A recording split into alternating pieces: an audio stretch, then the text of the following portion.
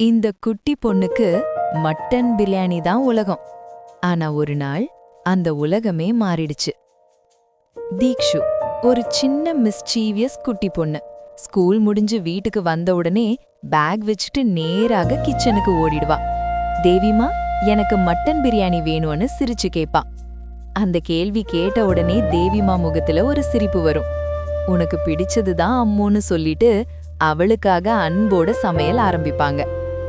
மசாலா வாசனை வீடு முழுக்க பரவும். மட்டன் மெதுவா வேகும். அரிசி ஆவியோட எழும்பும். அந்த வாசனை கேட்டா தீக்ஷு கண்கள் மின்னும். அவளுக்கு அந்த பிரியாணி தான் உலகத்துல பெஸ்ட். ஆனா உண்மையில பார்த்தா தேவிமா கிட்ட தீக்ஷு தான் உலகத்துல பெஸ்ட். ஆனா ஒரு நாள் ஸ்கூல்ல இருந்து வழக்கம் போல சந்தோஷமா வந்த தீக்ஷு, தேவிமா பிரியாணி ரெடியான கிச்சனுக்கு ஓடினா. ஆனா இந்த முறை கிச்சன் அமைதியா இருந்தது. தேவிமா சோஃபாவில் சோர்வா உட்கார்ந்திருந்தாங்க. இன்று கொஞ்சம் உடம்பு சரியில்லம்மா, நாளைக்கு பண்ணலாமான்னு மெதுவா சொன்னாங்க. தீக்ஷுக்கு கொஞ்சம் வருத்தம் வந்துச்சு. ஆனா தண்ணீர் எடுக்க கிச்சனுக்கு போனப்போ தேவிமா இன்னும் காய்கறி நறுக்கிக்கிட்டே இருந்தாங்க.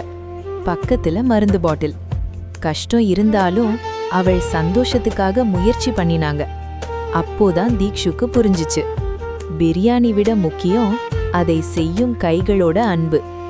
அவ மெதுவா போய் தேவிமா கையை பிடிச்சு, பிரியாணி வேணாமா, நீங்க தான் வேணும்னு சொன்னா. தேவிமா அவளை இறுக்கமா அணைத்தாங்க. அடுத்த நாள் காலையில மேசை மேல் சூடா மட்டன் பிரியாணி இருந்தது. ஆனா இந்த முறை அந்த சுவை விட பெரியதா இருந்தது. அன்பு. சாப்பாடு சுவை கொஞ்ச நேரம்தான், ஆனா அன்பின் சுவை வாழ்க்கை முழுவதும்.